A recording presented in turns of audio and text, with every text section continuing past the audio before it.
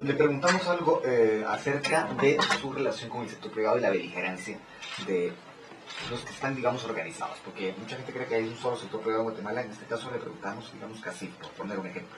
Pero, ¿usted percibe que los indígenas lo sienten su presidente? ¿A usted? Sí. ¿Cómo? Danos un ejemplo. ¿De qué manera? ¿Cómo se refleja eso? Bueno, se refleja en las visitas que yo hago al interior, se refleja en los programas que estamos llevando a cabo, se refleja en el cariño que nos han demostrado en el interior del país, en poblaciones en donde tenemos 90% de población indígena, en donde nos reciben. Yo ahorita acabo de estar en San Juan Zacatepeques, que es uno de los municipios del departamento donde hay un número alto de población indígena, y verdaderamente yo mismo me quedé sorprendido de ver el comentario que le hice a alguien que iba conmigo, porque me tocó prácticamente atravesar todo el municipio. Y le dije, mire, pareciera que estuviera en campaña, porque la gente me estaba saludando, abrazando, queriendo llegar a... Presidente, usted no sigue en campaña. No, no estoy en campaña, estoy en el ejercicio. Lo de la zona 18 no fue, esa presentación no es un tono de campaña el que usted utiliza, aún en muchos de sus spots. Yo creo que eso, Luis Felipe, puede ser tomado como un acto de campaña, pero realmente lo que hicimos fue querer estar en un sector de la población y decirles a ellos que estamos terminando un primer año, de explicarles, por lo menos en 10 minutos, cuáles son los puntos más importantes. Pero está claro que parecía más un mitin político que un acto de Estado de la presentación de un informe presidencial. Sí, cuando son actos masivos de eso, siempre dan la impresión que son actos políticos. Totonicapán votó patriota, si no estoy mal, y después de la tragedia en la cumbre de Alaska, la situación cambió. Yo quisiera preguntarle al respecto de ello, ¿qué aprendió el presidente Otto Pérez Molina en cuanto a la diferencia de visión del mundo que se tiene entre ladinos e indígenas después de ese episodio en particular? Bueno, aprendí muchísimo, especialmente en Totonicapán, de la organización que ellos tienen. Es como una situación diferente a lo que es la política, a los representantes políticos, porque en Totonicapán tienen sus líderes comunitarios, pero aparte de eso están los líderes políticos. Y hay una cuestión como paralela, en donde por un lado se respetan a los líderes comunitarios, pero por otro lado también respetan y apoyan a los partidos políticos y tienen sus líderes electos popularmente. Y ellos ahí han tenido que aprender a manejarse respetando los criterios de los dos lados. Yo creo que eso es una experiencia muy importante. ¿Y cómo quedó la situación entre el presidente y los 48 cantones después de esa tragedia? Yo diría que bien. Es decir, hemos logrado ir superando lo lamentable de esta tragedia. Yo me volví a reunir por lo menos 2 o 3 veces con los líderes después de esto. Pero no ha ido nunca a Totonicapán. Como no, yo ya fui a Totonicapán 3 veces. ¿3 veces? 3 veces, sí. El 24 de diciembre estuve precisamente en una aldea de Totonicapán y escogimos eso precisamente por lo que sucedió. ¿Cómo fue recibido ahí? Muy bien. De verdad muy contento de haber estado en esa aldea. Estuve en una aldea de Santa Cruz del Quiché y en una aldea de Totonicapán. ¿Y cómo se ha desarrollado su relación con los líderes de los cantones luego de los incidentes de la cumbre de Bueno, Alaska? ahora con los nuevos líderes, porque ya hicieron el cambio de liderazgo anterior, ahí sí tengo que reconocerlo, no he tenido comunicación con ellos, no he tenido relación, no los conozco. A eso me refería yo con la visita, pero en todo caso, presidente, hablemos un poco de ese que creo yo fue el momento más difícil del año, ¿o no? ¿No Sí, fue ese el momento más complicado que tuvo que enfrentar? Sí, ese y el terremoto fueron 2 momentos difíciles los más difíciles para el año pasado. Algunos analistas no se creen el hecho de que el coronel Chiroizal no haya atendido las órdenes, y hasta han llegado a sugerir que esto pudo haber ocurrido porque se provocó desde adentro del gabinete. ¿Qué opina usted de ello? No, están totalmente equivocados. Es decir, la orden que tenía tanto el ministro de la Defensa como el ministro de Gobernación, de casi 2 horas antes de que ocurriera este incidente, la orden estaba clara. Yo ya había hablado con los líderes de los cantones y ahí dijimos, hagamos una cosa, nosotros vamos a retirar nuestro personal y ustedes empiecen a retirar a su personal. Y ahí mismo, no recuerdo si delante de ellos, pero ahí mismo, cerca, en donde ellos estaban en la reunión en Casa Presidencial, yo giré las instrucciones directamente con el ministro de Gobernación y con el ministro de la Defensa para que las fuerzas que estaban ahí, tanto el ejército como de la policía, se empezaran a retirar. Lamentablemente estas cosas toman tiempo para que lleguen al terreno y luego en el terreno para que empiecen a moverse el personal. Pero ya la instrucción había llegado. el coronel tenía la instrucción de ya no moverse. Todavía cuando iba en camino encontró a un retén de la policía que le dijo que ya no era necesaria su presencia, que habían dado instrucciones de retirarse, y él tomó la decisión de seguir. Yo no sé si estaba pensando realmente ir a revisar o ir a dar una vuelta. Eso es lo que buscar. muchos no entienden, precisamente. Sí. Lo que le planteaba al principio. ¿Cómo Así fue es. que él tomó tal decisión que resultó siendo muy trágico? Sí, y hay una investigación que más que lo diga el presidente o lo diga alguien más, es el Ministerio Público el que dijo. El Ministerio Público fue el que en la investigación determinó hasta dónde hay la responsabilidad en la cadena de mando. Señor presidente, ¿cómo siente haber sorteado el primer año siendo un ex militar en este puesto? Yo Es creo militar que, del conflicto armado, además. sí, yo creo que Eso es eso, lo más difícil de eso. pero creo que ha ido quedando por un lado eso, Luis Felipe. Verdaderamente, Beatriz, la mayoría de la población no está pensando en eso del enfrentamiento armado interno. La mayoría de la población me mira a mí, por ejemplo, a mí no me dicen general, a mí en el interior me dicen Otto. O sea, la gente eso lo que refleja es que no está pensando, este es un militar y es un militar del enfrentamiento armado interno que estuvo en el conflicto. Lo que la gente me dice Otto, y yo he sentido la cercanía de la población hacia el presidente de la República. En ese trato, yo lo busqué, fíjese, en la campaña busqué mucho, dije, pues yo preferiría que me dijeran mi nombre o que me dijeran que no utilizaran lo de general. Si yo no niego que soy un general, además estoy orgulloso de haber estado en el ejército. Pero para términos políticos era la preocupación y trataban de buscar que no se utilizara el grado militar. Hoy nosotros lo hemos logrado. La gente me dice voto en el camino, los niños, los chiquitos, las personas adultas, los jóvenes me dicen voto y bueno, precisamente lo que buscamos. Es decir, hay una cercanía y una identificación que va más allá de mi carrera militar. Pero por supuesto sí hay algunas personas que de algún modo atizan el fuego del conflicto armado. Sí, Eso se eso nota sí. perfectamente ahí cuando lo critican por llevar a su gobierno gente de izquierda.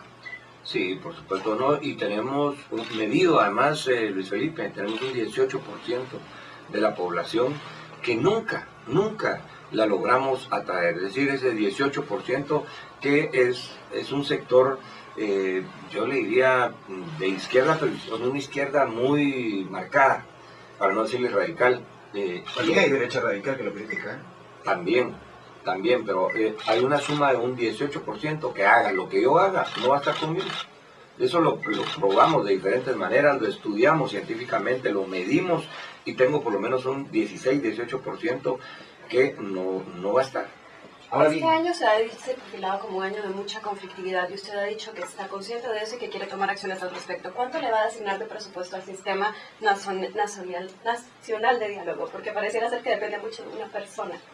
Miguel Ángel Así es, Alcácer, para sí. decirlo con nombre y apellido. Así es, Miguel Ángel Alcácer es el responsable del sistema de diálogo y nosotros esperaríamos ahora empezar a incrementar. Y lo que estamos haciendo ahorita es que mientras logramos tener los recursos necesarios y hay cooperación internacional que está dispuesta a apoyarnos en eso, hemos avanzado muchísimo, pero mientras que eso sucede, de los ministerios vamos a empezar a jalar recursos para ir fortaleciendo el sistema de diálogo. O sea, no tiene un presupuesto asignado el Sistema Nacional de Diálogo como tal. Bueno, ahorita está en las últimas partes para hacer esa asignación, pero yo diría que sí va a tener. Pero Tiene ¿cómo los lo recursos ya. visualiza usted? ¿Cómo quiere que funcione este Sistema Nacional de Diálogo? Este sistema debería tener, bueno, hay varias propuestas. Una de las propuestas que nosotros vemos es a través de los sistemas de consejos de desarrollo. Yo creo que ahí hay toda una estructura ya que puede ayudar muy bien en el Sistema Nacional de Diálogo.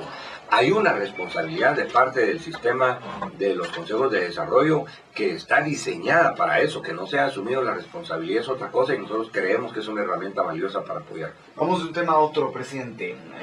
Ayer, conversando con analistas, llegamos a una conclusión, digamos, aquí, conversando. Usted sabe cómo son los debates. Sí. Y dijeron prácticamente al unísono que si usted quería pasar a la historia como estadista, tenía que romper con sus financistas. Lo cual decirlo es fácil, pero hacerlo implica abrirse frentes. En algunos casos, hacerse de enemigos muy fuertes. ¿Qué piensa de ello? Bueno, primero que nada, yo le quisiera decir de que financistas de campaña no tenemos a nadie en el gobierno. No hay ningún financista en una posición ni importante ni medianamente importante dentro del gobierno.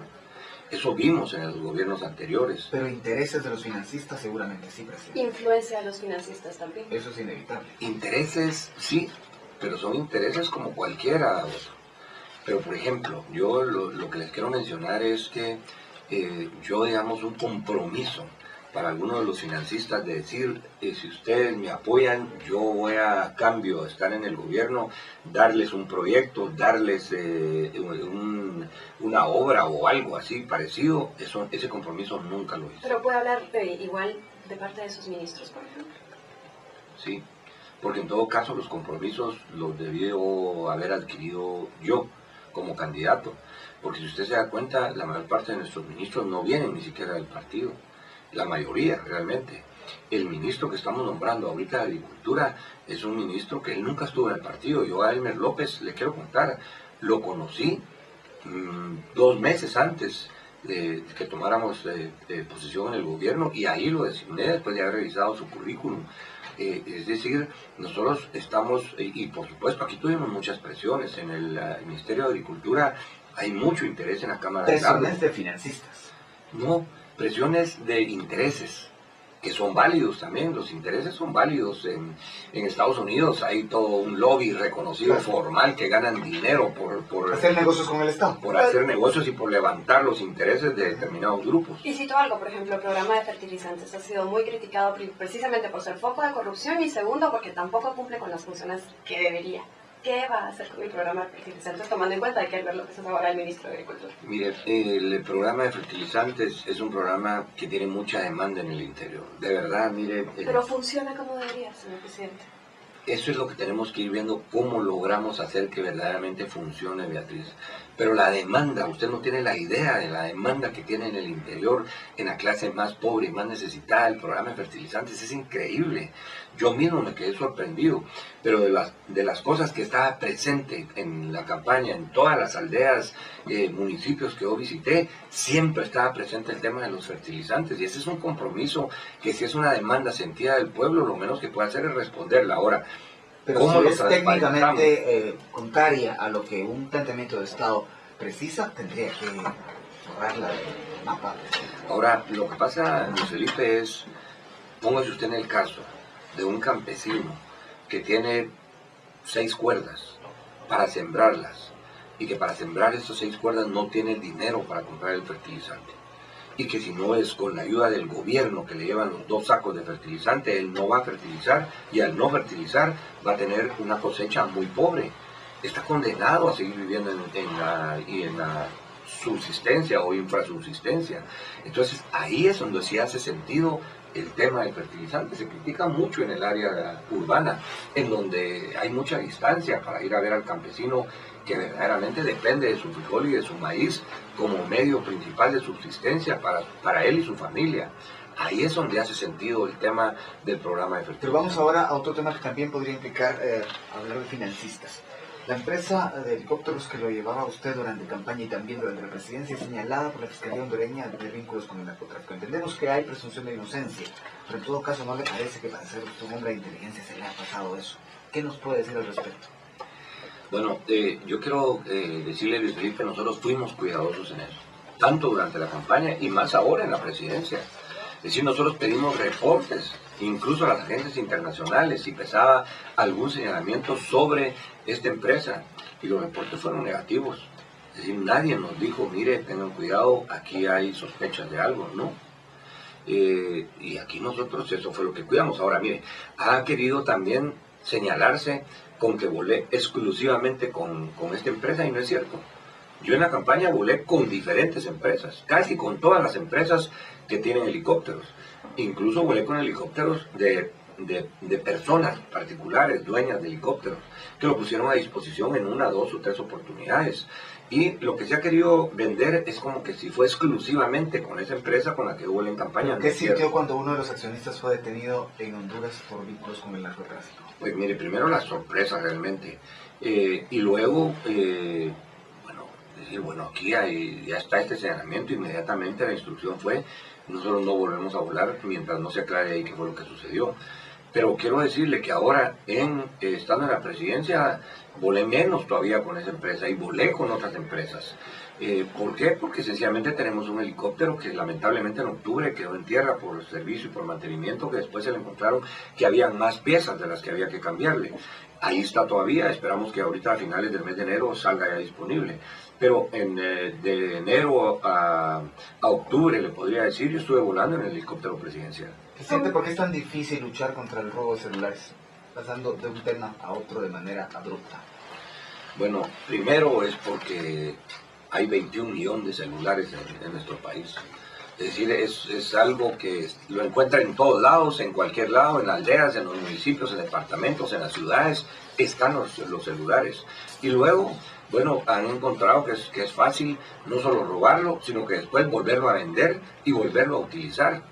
Y eso es contra lo que nosotros estamos luchando. ¿Le entusiasma la ley de registro de celulares? Sí. ¿Cree usted que es una ley que podría ser viable? Ha recibido muchísimas críticas.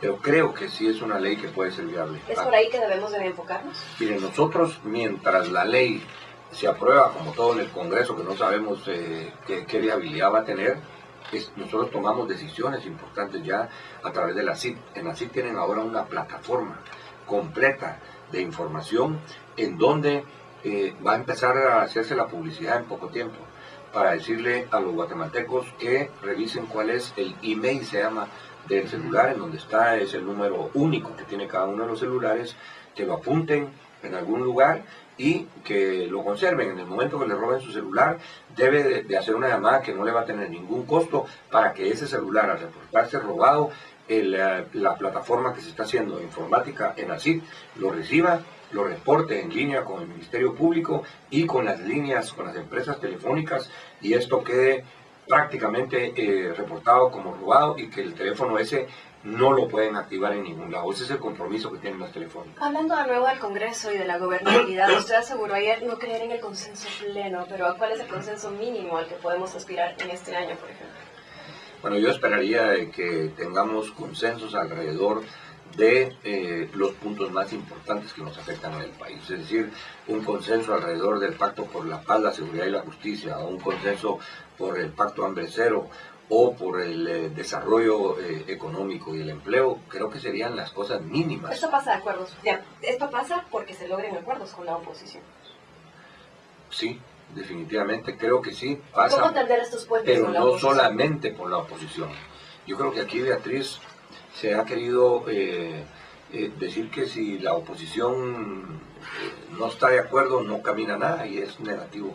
Nosotros avanzamos muchísimo este año sin que tuviéramos un Congreso que estuvo trabajando. Hubo paralización casi de 6 meses en el Congreso, y sin embargo en el Ejecutivo seguimos avanzando y vamos a seguir avanzando. Hablando de la oposición, Sandra Torres, usted sabe cuál fue el vínculo que ella tuvo con los programas sociales en el gobierno anterior. Ha dicho que estos han sido un fracaso en su gobierno. ¿Qué opina de ello?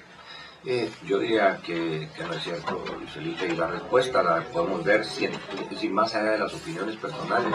Podemos ver en la publicación que se hizo ayer en un medio La encuesta de prensa libre. la encuesta de prensa libre. En la encuesta de prensa libre sale muy claramente donde el tema social es el más valorado, el mejor valorado de los temas, incluso mejor valorado que el tema de la seguridad.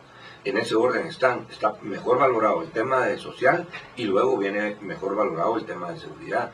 Así que, más allá de una opinión de alguna persona que obviamente tiene un interés muy marcado políticamente, está lo que dicen los guatemaltecos y lo que ellos piensan.